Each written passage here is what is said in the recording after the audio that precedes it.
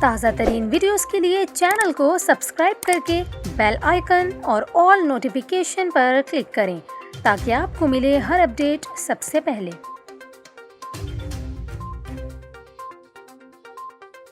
اور یہاں پر آپ کو خبر دیں، کراچی کے علاقے گلستان جوہر میں پولیس اہلکاروں کی فائرنگ سے نوجوان کی ہلاکت کے الزام میں گرفتار پولیس اہلکاروں نے افسران کے سامنے اعترافی بیان دے دیا۔ تفتیشی حکام کے مطابق اعترافی بیان میں گرفتار اہلکاروں کا یہ کہنا ہے کہ اہلکار شہریار نے نوجوان عامر پر یک کے بعد دیگرے 2 گولیاں چلائیں۔ تفتیشی حکام نے بتایا کہ ملزمان کے اعترافی بیان میں کہا گیا ہے کہ عامر سے اسلحہ نہ ملا تو پولیس اہلکاروں کی جانب سے سرکاری پستول دکھا کر برآمدگی کا دعویٰ کیا گیا۔ بیان میں گرفتار اہلکاروں کا یہ کہنا ہے کہ عامر نے ہاتھ سے اشارہ کیا تو ہمیں گمان ہوا کہ اس نے پستول نکالا ہے۔ تفتیشی حکام کے مطابق تینوں اہلکاروں کو راشد منہاس روڈ پر موٹر سائیکل پیٹرولنگ کے لیے تعینات کیا گیا تھا۔